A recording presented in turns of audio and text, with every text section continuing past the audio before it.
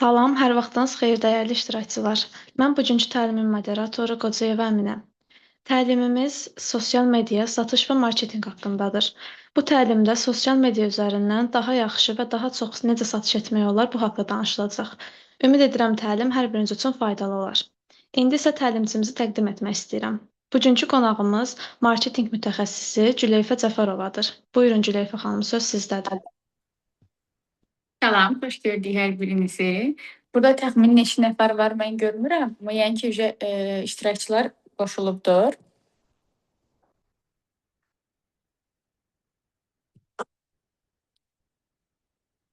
Əgər hamı burdadırsa, başlaya bilərik artıq. Deməli, bu günləri bizim mövzumuz, yəni ki, bilirsiniz artıq, satış və marketinqdir. İlk öncə özümü təqdim edeyim. Mən Güleyfə Cəfərova, artıq 5 ildir ki, sosial media sahəsindəyəm və bu 5 il müddətində yəni öz şirkətimiz vardır. Hardasa 70-dən çox şirkətlə çalışmışıq, onların marketinq, PR işlərini yürütmüşük və bugünkü təlimimizdə mən daha çox istəyirəm ki, daha çox praktik üzərindən getsin. Nəyə görə? Çünki zaten nəzəri bilikləri siz istədiyiniz yerdən, istədiyiniz formada əldə edə bilirsiniz. Amma praktik bilgilər günümüzdə çox önəmli və vacib məlumatlardan biridir ki, əldə edə biləsiniz. Deməli, yəni bu günləri sizə satış və marketinqi nəzəri yox, praktik bilgilərlə izah edəcəm. Yəni ki, burada sahibkarlar vardı, biznes üzərində çalışan SMM-lər vardı. Bəzilərinizin əsas problemlərindən biri ola bilər ki, mən çox paylaşım edirəm, amma satışım yoxdur. Nəyə görə? Ümumiyyətcə, yəni bunu mütləq ki, bilmək lazımdır ki, marketinq təkcə post paylaşmaq deyil ki, mən post paylaşdım, mənim satışlarım artacaq, mütləq bu formada olacaq. Xeyr. Marketinq təkcə post paylaşmaq deyil, marketinq insanın beyninə çalışmaqdır. Çünki biz hisslərimizlə alırıq məhsulu. Yəni hər hansı bir postu gördük, hə mən bu məhsulu alacağam deyə bir qayda yoxdur. Mütləq ki, insanların hisslərinə toxunmaq lazımdır. Yəni əksər sahibkarların, SMM-lərin problemləri də budur ki, kontent paylaşırlar, amma düzgün kontent paylaşmırlar. Bu nəyə görə? Çünki strategiya yoxdur əllərində. Belə bir sizə məsəl verə bilərəm. Keçən dəfə tələbələrimizlə danışırdıq bu barədə. Deməli, düşünün ki, mən və rəfiqəm hansısa bir ölkəyə yollanırıq. Deyək ki, bu olsun bir Çin. Mənim əlimdə yol xəritəsi vardı ki, mən artıq hesaplamışam ki, mən bu ölkədə bura gedəcəm, bu günümdə bunları edəcəm, sabah bunları edəcəm. Amma rəfiqəmin əlində heç bir yol xəritəsi yoxdur. O sadəcə yola çıxıb ki, mən gedirəm Çinə. Yəni sizcə hansımızın gedişi daha səmərəli olacaq? Yəqin ki, mənim gedişim səmərəli olacaq. Düzdürmü? Nəyə görə? Çünki mənim əlimdə bir yol xəritəsi vardır. Sosial media da bu formadadır. Mən bunları sizə bu formada izah eləyirəm ki, daha yadda qalan və daha maraqlı olsun. Yəni sosial medianın da əsas strukturu budur ki, mütləq ki, əlinizdə aylıq kontent strategiyası olmalıdır. Yaxşı, bəs aylıq kontent strategiyasını biz necə yazırıq, necə əldə edirik? Yaxşı, mən necə öz səhifəm üçün aylıq kontent strategiyası yaza bilərəm? Bu təbii ki, birdən-birə olmur. Yəni birdən-birə fikirlər sizin ağlınıza gəlmir. Yəni bunu necə zaman-zaman, aşama-aşama etməliyik. Necə? İlk öncə biz biznesimizi tanımalıyıq. Bizim biznesimiz nədir? Necə yaranıb? Hal-hazırda hansı səviyyədədir və gələcəkdə biz biznesimizdə nələr görmək istəyirik bu formada. Bunu artıq əldə etdikdən sonra, fikirlər oluşduqdan sonra artıq biz keçirik bazar araşdırmasına. Bazar araşdırması, yəni SMM sahəsi, sosial media sahəsində çox önəmli nüanslardan biridir. Mən həmişə tələbələrimə də deyirəm ki, yəni kim ən çox bazar araşdırması etsə, düzdür. Burada ən çox da və düzgün faktoru da var. Yəni düzgün bazar araşdırması etmək lazımdır. Yəni kim yaxşı düzgün bazar araşdırması etsə, o uğurlu bir SMM marketoloq olacaq. Nəyə görə? Çünki sənin artıq biliyin daha çox olacaq. Biz indi belə deyim, yerli bazarı araşdırdıq öz biznesimizdən, artıq qlobal bazara da çıxmalıyıq. Nəyə görə? Çünki yerli bazarı araşdırdıq.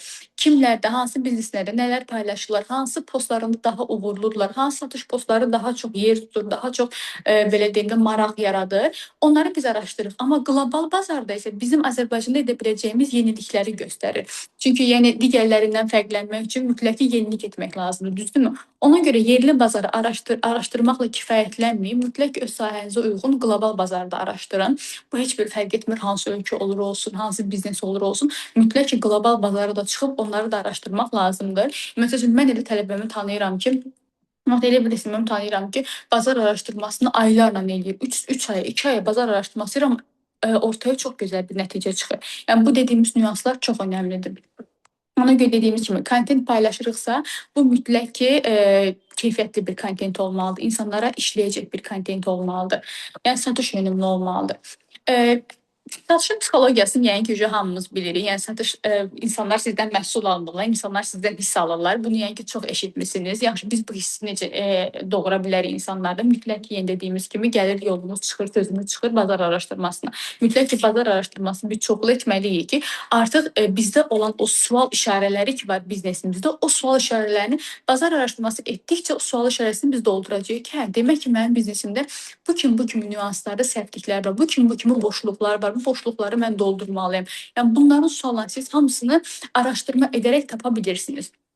Və bir də sizə ən önəmli nüanslardan birini deyəcəm. Satış gətirən 3 faktor vardır. Düzdür, faktorlar çoxdur burada. Yəni mən saya bilərəm 5, 10, 15, amma ən əsası 3-dür. Bunlar nədir? Birinci faktorumuz odur ki, etibar. İnsanlar sizə güvən verməlidir. Yəni düşünün ki, baxın mən hər hansı bir məhsul satıram. Bu olsun bir hansısa bir kitab olsun və ya hansısa bir elektron ləvazimat olsun. Mən də satıram, başqası satır, amma mən bu məhsulu özüm təqdim edirəm sizə və yaxud da bunu sizə etibar yarada biləcək formada təqdim edirəm. Özüm istifadə edib sizə göstərirəm və yaxud da necəsə, yəni bunun nəticəsini sizə göstərirəm, düzdürmü?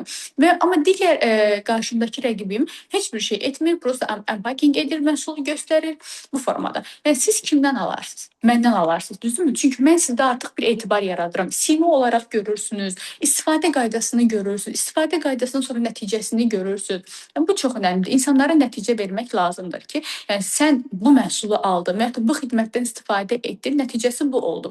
Yəni nəticə göstərdikdən sonra plus belə deyim, sizin özünüzün də biznesinizə güvəniniz artacaq. Yəni məsəl üçün mən həmişə SMM-lərimə deyirəm, tələbələrimə deyirəm. Yəni siz əgər bir məhsulu tam tanımırsınızsa, heç vaxt onun düzgün satışını edə bilməzsiniz. Yəni bu insan neyromarketinq deyilən bir anlayış var. Neyromarketinqdə belə bu necə deyim, qarşı bir anlayışdır. Yəni heç vaxt bir məhsulu tanımırsınızsa, onun haqqında yəni düzgün satış edə bilməzsiniz. Yəni bir yerlərdə tıxanıqlıq olur ki, siz artıq yəni, ondan o yanası getmir. Bu formada. İkinci faktorumuz nədir? Dəyər yaratmaq. Yəni siz nə təklif edirsiniz və bu nəyi dəyişir? Dediyimiz bayaqki nüans. Yəni mən bu məhsulu sizə təklif edirəm, bu məhsulu və xidməti istifadə etdikdən sonra sizdə bu dəyişikliklər olacaq. Bu nəticələrə gəlib çıxacaqsınız. Bu formada artıq biz dəyər nəticəni də analiz edib insanlara göstərə bilirik. Üçüncü nüansımız isə təqdimatdır, presentation. Yəni ki, bunu artıq hamı bilir, yəni hamı məhsulunu göstərə bilər, amma hər kəs satış edə bilməz. Ona görə satış texnikalarımız çoxdur. Mütləq ki, təqdimata da diqqət etmək lazımdır ki, presentation burada çox önəmlidir. Məsəl üçün sizin bir biznesiniz var, amma məhsulunuzu daim fərqli yollarla insanlara təqdim etməlisiniz. Burada mütləq dediyimiz kimi aylıq kontent olmalıdır, bazar araşdırması olmalıdır, yerdə və qlobal bazar araşdırmalıyıq və daim yenilikləri tapmalıyıq bu formada.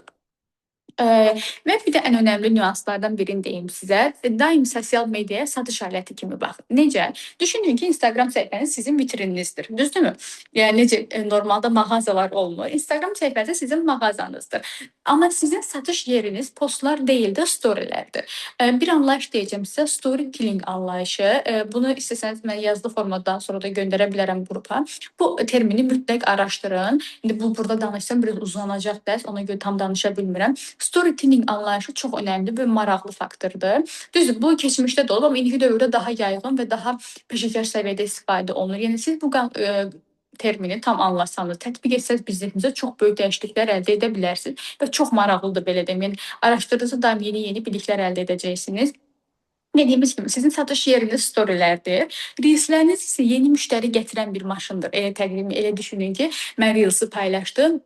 Tutaq ki, keşfətə düşdü Reelsimiz və Reelsi keşfətə düşmək üçün yəni ki, bilirsiniz hansı amillər vardır. Video saniyəsi qısa olmalıdır. İlk 3 saniyədə hooklardan çox qəşəng istifadə etməlisiniz. İnsanların diqqətini çəkməlidir və elə bir şey sonda qoymaq lazımdır ki, call to action olsun. Yəni insanlar sizin videonuza geri dönüş edə bilsinlər. Təbii ki, bu artıq bizim səhifəmizdə nə kimi yararları var, bunu artıq bilirsiniz yəqin ki.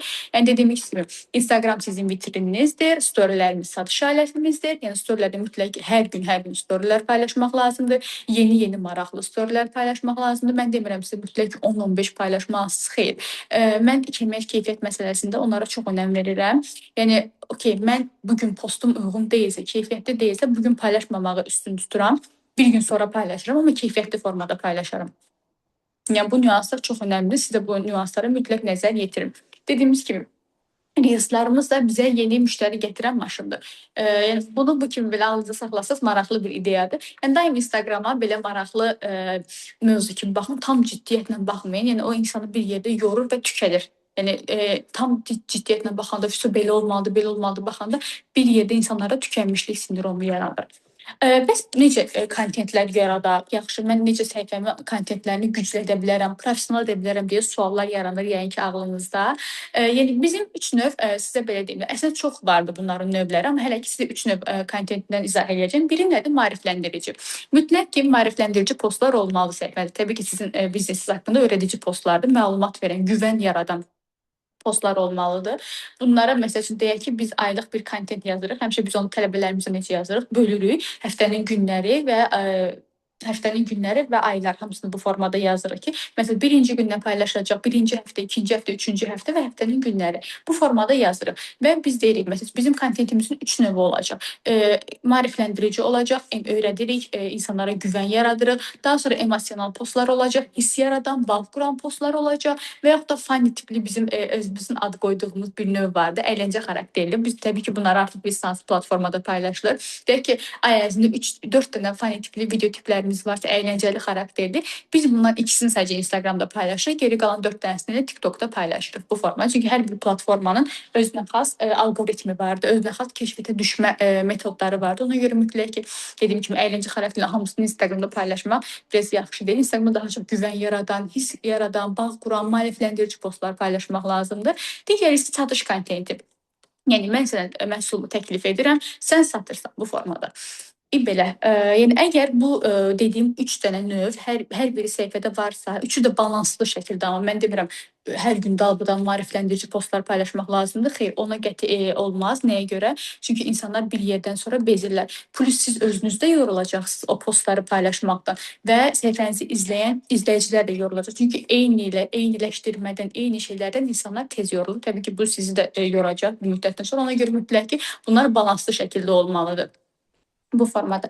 Bəs bizim səhvlərimiz nələrdir? Belə deyim, hər gün məsəl üçün biz eşidirik sahibkarlardan, hər gün paylaşım edirəm, amma planım yoxdur. Hamıya satmağa çalışıram, özümü düzgün təqdim edə bilmirəm, storydə aktiv ola bilmirəm. Baxın, bu 4 səhv demək olar ki, sahibkarların, demirəm bütün bizneslərdə var. Təbii ki, uğurlu marketoloqlar səhifələri çox gözəl idarə edirlər, amma bir çox səhifələrdə bu problemlərə rast gəlirik. Mütləq ki, bunların qarşısını almaq lazımdır.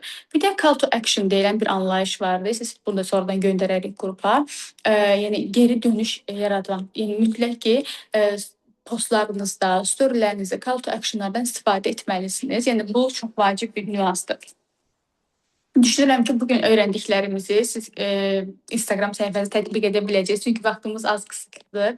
Amma istəyirəm ki, hamınıza bütün məlumatları rahat ötürə bilim. Yəni dediyimiz kimi insanlar ən yaxşıdan almırlar, ən çox güvəndiyi insandan alırlar. Ona görə mütləq ki, səhifəmizə güvən bağ qurmaq önəmlidir. Demirəm bunu mütləq ki, bir sima olmalı. Sima olsa daha yaxşı olar. Güvən bağ qura biləcəyi ən önəmli nüanslardan biri sima olmasıdır. Yəni sima çox önəmli rol oynayır. Digəri isə yəni maraqlı postlar paylaşaraq, kontentimizi güclü saxlayaraq. Bir ən önəmli nüanslardan biri davamlılıqdır. Yəni düşünməyin ki, həm mən bir həftə aktiv oldum, mən bir həftə aktiv olduğuma görə mənim belə satışlarım olacaq. Xeyr, davamlılıq çox önəmlidir. Həftədə 5 post yox, 3 post paylaşın, amma davamlı şəkildə paylaşın. Yəni düşünün ki, 1 ay, 2 ay, 3 ay bu davam eləyəcək. Yox, bir ay hər günü paylaşdım, daha sonra oturub heç nə paylaşmayım deyə anlayış olsa, bu sizi geriyə salacaq bu formada. Hər hansı bir suallarınız varmı burada mənə vermək istədiyiniz? Yəni demək olar ki, biz artıq yekunlaşdırdıq, amma mütləq ki, nəsə bir suallarınız varsa mənə yönləndirə bilərsiniz.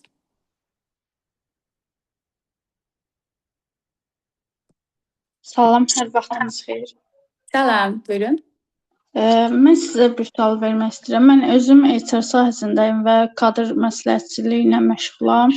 Yəni ixtisas seçimi gənclərə yönəlik və iş bazarına, əmək bazarına yönəlik belə deyim, paylaşımlar edirəm. Məsəl üçün düzgün ixtisas seçimi necə olmalıdır? Öz ixtisasınızı sevin, hörmət edin. Sonra əmək bazarında əmək məcəlləsi ilə bağlı yeniliklər, dəyişikliklər, xəstəlik vərəqəsi falan. Yəni onunla bağlı paylaşımlar edirəm. Sadəcə baxış sayı azdır və kontenti düzgün tuta bilmirəm. Necə zəhmət olmasa məsləhət verə bilərsiniz. Hə, Yəni önə çıxmaq üçün sırf hansısa reklam agentliyi işləyib, ödəniş edib elə davam etməliyəm, yoxsa belə öz yəni necə addım atmalıyam özüm? Baxın Nərmin xanım, bizə məsəl üçün şirkətimizə bir çox şəxslər müraciət edirlər ki, məsəl üçün biz sizdən çalışmaq istəyirik. Biz məsəl üçün baxırıq. Əgər məsələn fərdi şəxsdirsə, ən azından gündə yarım saat Instagrama, 1 saatını Instagrama ayıra bilirsə, biz onlara rəhbər marketoloq xidmətimizi tövsiyə edirik. Yəni bunu siz özünüz edə bilərsiniz. Nəyə görə böyük bir qlobal şirkətlə işləyirsiniz bu formada? Mütləq ki, kontentləriniz keyfiyyətli formada olmalıdır. Düzdür, mən sizin səhifənizi görmürəm, bir tam analiz edə bilmirəm. Bir də video sayının saniyəsi az olmalıdır. Yəni insanlara bir dəqiqə oturub kamera qarşısında danışmaq insanları yora bilir və insanlar onu izləmir. Biz özümüz belə bəlkə də sizin qabağınıza çıxsa video bir dəqiqə oturub izləməsi, düzdürmü? Mütləq ki 10 saniyə, 15 saniyə olmalıdır. Yəni mən sənə burada 10 saniyə, 15 saniyə danışıram, amma sən məndən daha çoxunu eşitmək üçün mənim yanıma gəlməlisən, məndən konsultasiya almalısan, düzdürmü? Yəni bu anlayışı mütləq qoruyub saxlamaq lazımdır və paylaşımları da bunun üzərindən etmək lazımdır. Bir də davamlılıq lazımdır Nərmin xanım, bir də fərqlilik etmək. Düz mən sizin səhifənizdə dediyim kimi görmədiyimə görə tam olaraq analiz edib məlumat verə bilmirəm. Məsəl üçün biz adi səhifələrin analizini edəndə belə rəhbər marketoloq xidmətimizdə videonun keyfiyyətinə belə qədər diqqət edirik ki, videonun keyfiyyəti belə çox yüksək olmalıdır. Videoda istifadə olunan mikrofon belə çox yüksək səviyyədə olmalıdır. İnsanlara səs rahat formada ötürülməli. Çünki insanlar hal-hazırda Instagrama, sosial media daxil olanda komfort üçün daxil olurlar, düzdürmü? Biz o komfortu insanlara verməliyik. Dediyim kimi, mütləq ki, kontentinizi güclü etməlisiniz, davamlılıq olmalıdır, bir də fərqlilik. Düşünün ki, eyni xətt üzərində getsəniz, daim bu xətt üzərində qalacaq. Amma siz fərqlilik etsəniz, təbii ki, bu xəttlərdə oynamalar olacaq. Belə. İstəsəz əsası, Üzr istəyirəm. Digər əməkdaşlarıma, həmkarlarıma baxanda mən fərqli başlıqlarla paylaşım edirəm, diqqət cəlb edici.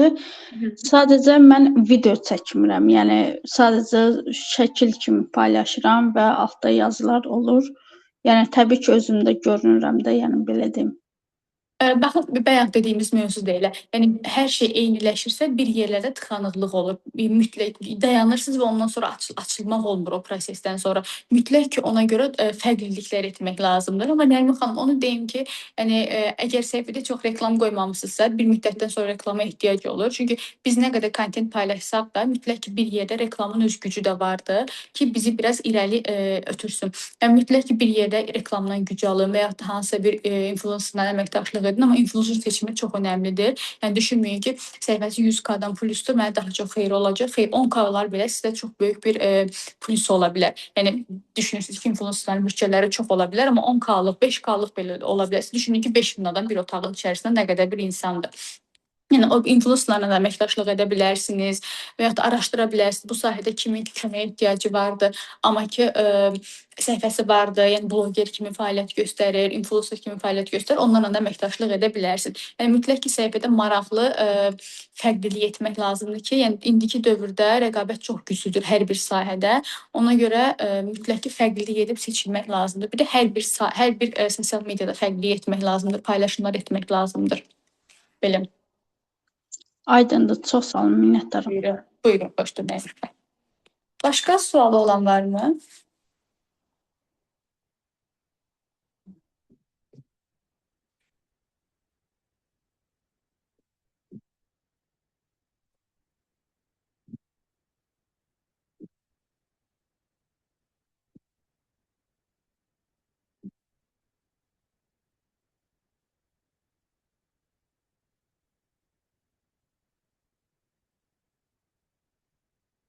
Sualı olan yoxdursa əgər, məncə yekunlaşdıra bilərik.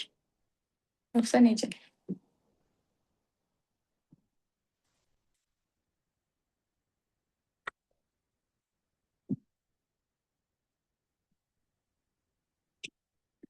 Belə dostlar, sizləri tanımaq xoş oldu bu günləri. Düşünürəm ki, maraqlı və faydalı bir zaman keçirdik, qısa olsa da. Yəni dediyim kimi, hər hansı bir sualınız olsa da sonradan mənə və yaxud da qrupa yaza bilərsiniz. Sağ olun bir daha.